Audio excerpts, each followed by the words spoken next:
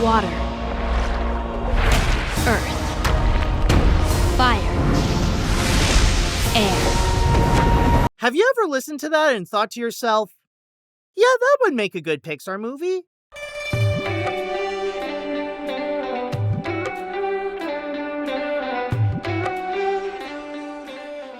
Elemental.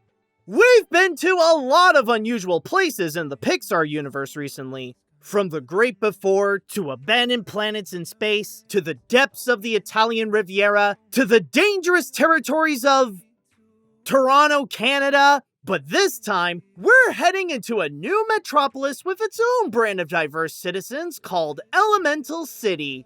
This movie isn't meant to give us a tour of the place, though. This is actually a personal tale by director Peter Sohn, who not only is a longtime Pixar veteran and the answer to what would Russell from Up look like if he were an adult, but a familiar voice as well. As you may have previously heard him as Emile from Ratatouille, Squishy from Monsters University, Forrest Woodbush from The Good Dinosaur, Socks from Lightyear, or even as Gun K. Lee from Across the Spider-Verse. Are those my Jordans? I can't help it if we're the same size. But this one isn't just some voiceover role he's given. This is his biggest project yet to fully present his skills as a director and storyteller, instead of being a replacement for a project that went off the rails by John Lasseter. Seriously, we don't talk enough about how John caused Pixar's first bomb. But now that we're mixing and mingling with fire and water, will this movie take the elements of animation to the next level? Or is this city filled with water, earth, fire, and air actually lifeless? Let's find out. The story. In this large city where the habitats are the elements, the movie focuses on two specific people, Ember and Wade. A very unlikely duo who eventually grow a love that seems like it's never meant to be, all while there is a problem within the city itself with a leak that may put certain residents in harm's way. Let me get this out of the way because I'm sure there's a lot of people out there who would make this comparison. With the setting of a big city and a cast of colorful characters, including an odd pair as the leads, it's fair to say that Elemental can remind you of Disney's Zootopia. This is also the case when it comes to the story, where it tries to build layers upon itself to develop a complex narrative that encompasses its main components, from the lives of the main characters, to the relationship between the two, to Element City itself, to a mature social commentary. You're so hot. Excuse me? No, I mean like you're smoking. No, I didn't mean it like that. Are you done yet? Yes, please. However, the key difference between the two is how they handle those elements by mixing them into one unified narrative that ties it all together. Zootopia's story is considered one of its best parts for how they tell it while highlighting the most important aspects to keep itself both engaging and have something to say regarding discrimination. Elemental's story, on the other hand, does not have that same careful craftsmanship. The biggest issue with the movie is that it may try to bite off more than it could chew. While it tries to accumulate a good amount of complex layers, it doesn't maintain the right balance to keep them in order, resulting in the story to feel messy and sometimes disoriented. One major reason is because it can often get distracted by its own concept of an elemental world, and sometimes rather wants to show off its visual capabilities with these characters with gags and ambiance more so than prioritizing the storytelling. Water is always getting into something.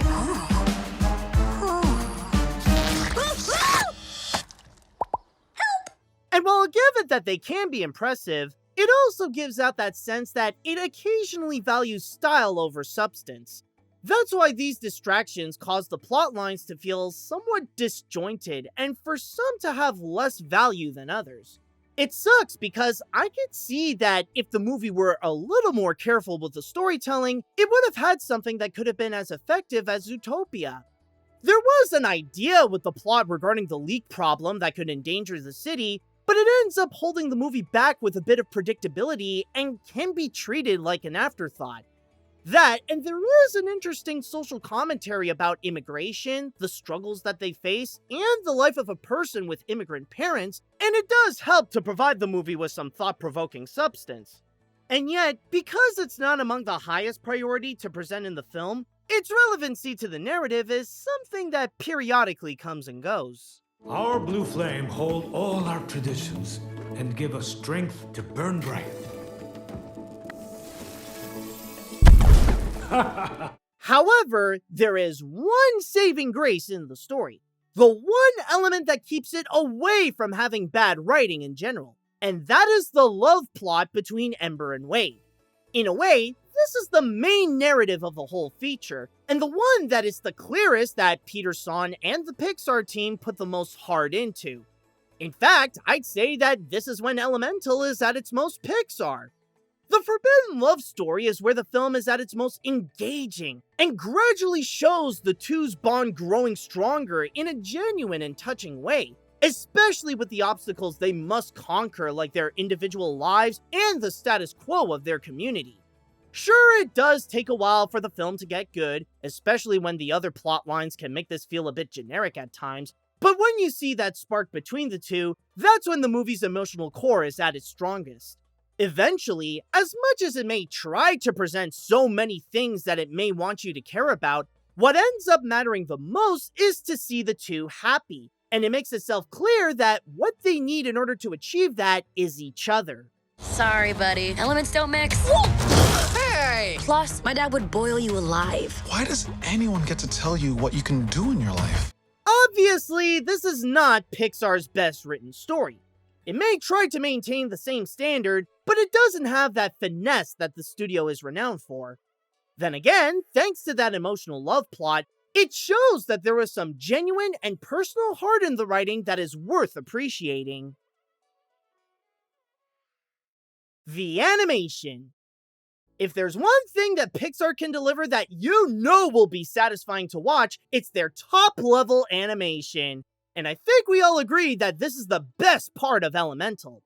Because of its concept of having characters that are made out of one of the four main elements and live in a city that caters to their needs, the animators at Pixar really gave it everything they got to present all the possibilities that could happen within the thriving metropolis, especially when the folks interact with one another.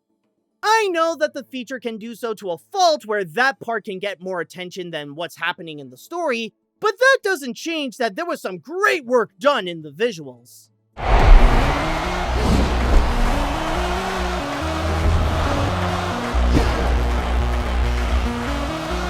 If you ask any animator in the industry what are some of the hardest things to animate, there is a good chance that they will say that it's the special effects.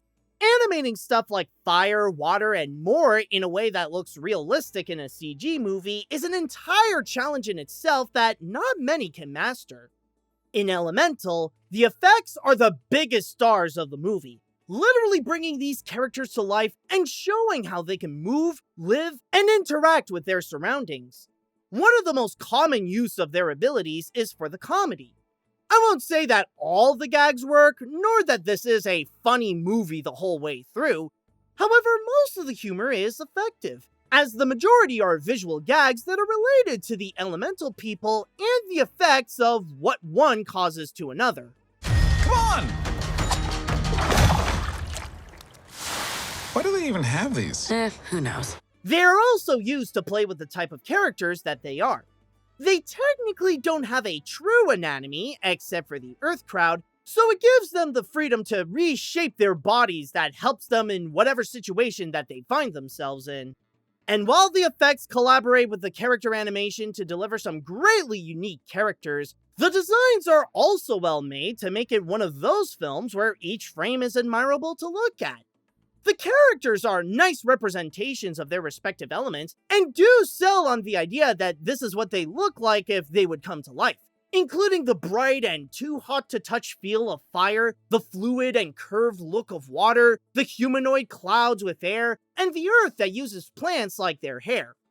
Also, it is worth noting that this is a very colorful feature. Every shot is so vibrant and can debatably have the most diverse color palette in a Pixar film, but manages them well where each character still stands out and be easily distinguishable by both their silhouette and their main color attribute.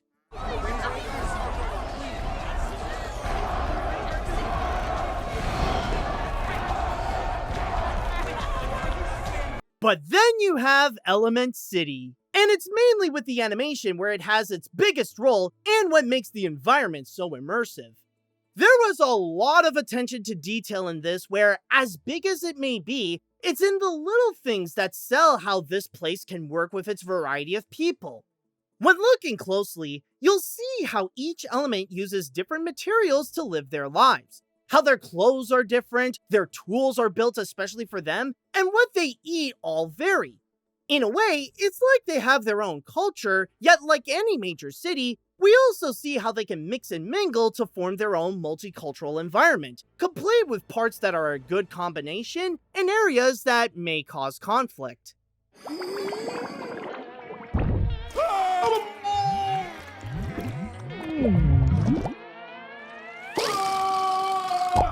I may have a few issues with this movie, but that animation is not one of them. And I'd even say that the visuals alone play a big role to why this picture is worth watching. The characters. Yes, this certainly looks impressive, but are the characters themselves impressive? Honestly, that can depend on who you ask. As it is a romance story, the ones who get the most attention and the most relevance are the two main lovers, while most of the others are there either for the comedy or give the story one push to move it forward. However, it is worth noting that as a more emotional animated feature, the voice acting is very well done. Not only asking the actors to play up their personalities and convey the elements they portray, but also really sell that they are in a position of forbidden love. You can hear in their voices that they keep feeling conflicted if it's the right thing to do for fire and water to get together. Tell him what you told me about your dad and letting him down? No, that's personal. It really got to me. He might feel it too. But speaking of the lovers, let's begin with Ember, a fire girl who is the daughter of immigrant parents to which her life is fully set where she'd run her father's shop when he retires. However, she also has a bad temper that is often her biggest problem where she doesn't do well under pressure. By the time Wade enters into her life, that's where she becomes entirely conflicted, knowing that her family has a distaste for water. Since she almost never has an opportunity to make her own choices, she's stuck in a position where she has to decide to either start a new life and be with Wade, or stick with her family's traditions and keep her father's dream alive with the shop. I've been trying to fill my father's shoes, but I never once asked what I wanted to do. Speaking of the water boy, Wade is an emotional guy who has more freedom to control his life when compared to Ember. And with this luxury to make more of his own choices, he's more willing to pursue this bond and not afraid to try things that are considered socially unheard of. In a way, Wade shows Ember that there can be more to life than in her little fire corner in Element City. And the way that he always cries is actually a good thing to let out your emotions than to let them be bottled in. The pipe squished me all out of shape. Dang. That's better. Oh. I'll confess that they're not great at the start, since they can be a bit over the top with their one notable trait, but by time, they gradually become more likable. And again, their love holds the emotional core of the picture, and plays into the film's engagement with how they're making the impossible happen. Sure, it's a love conquers all kind of picture, but along with the animation, it's what holds this movie together and what makes this work. How'd you do that? It's the minerals. Check this out. Awesome! As for those around the two, there are Ember's parents, Bernie and Cinder. As immigrants, they built their new life in Element City with their store, and help establish a whole community within the city. However, what's most important to them is their daughter, as she is their biggest inspiration to create the shop so that she can have the best life that they can offer, all while carrying the traditions of their old country and some distrust towards the other elements due to the xenophobic treatment that they've received over the years. Yep, all looks good to me. No.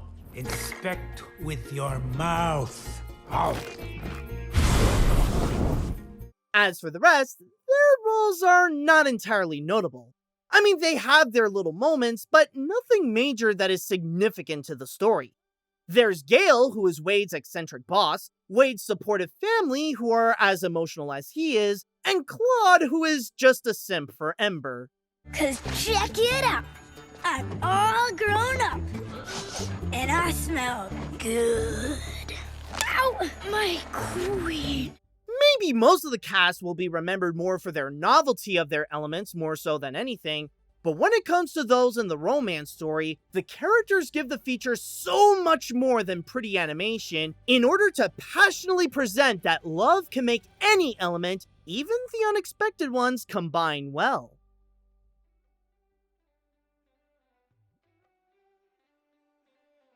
Honestly, I was never really hyped up for this film. Maybe it's because the trailers and the marketing weren't as effective, but I never felt much anticipation for this compared to the other Pixar films in the past. Even if I may try to feel anticipated for this Pixar film, the hype just never felt real for me. However, after watching this movie, I think I actually like this. I had a really nice time watching it. Elemental may not be among Pixar's greatest films, but it is still an enjoyably solid animated feature. I do acknowledge that there are some flaws that prevent this from being among the best pictures of the year, with some messy writing where the story can feel a bit disjointed, and it does take some time for it to get good, but when it happens, that's where the movie shines bright. Especially with its incredible and colorful animation that plays with the elements very well, a powerful emotional core, interesting commentary regarding immigration, and characters who have some nice performances that make the romance engaging. I know there are some who refuse to watch anything from Pixar that isn't a masterpiece, but I still say that it's worth watching. If not for the movie itself, then at least see it to support Pixar making original works. Seriously, if you don't want the studio to get a bad case of sequelitis again, then the best way for Disney to listen is if you speak with your wallet. Also, keep in mind that when this was released in theaters, it came out at the same time as The Flash starring Ezra Miller. And this is a good reminder that Pixar releasing a movie that's not on par to their high standards is not a crime when compared to the actual crimes that Miller committed and not face the consequence due to Warner Brothers continuously bailing them out. By the way, on a side note, it is worth mentioning that there is an animated short that plays before the film called Carl's Date, where Carl Fredricksen from Up is preparing to meet someone new with the help from Doug. I won't say that it's the most incredible short from Pixar, but it is absolutely wholesome to see the tender moments from Up return to the big screen. And its message of being yourself in the name of love fits well with the theming of this movie.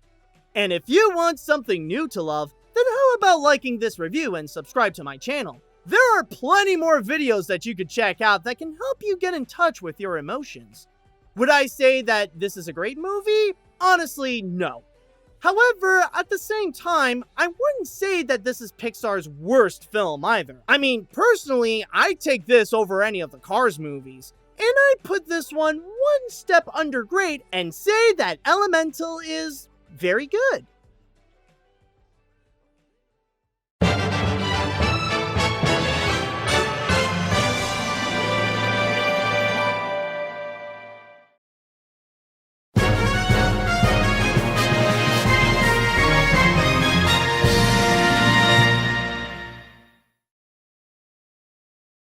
You see? He likes it.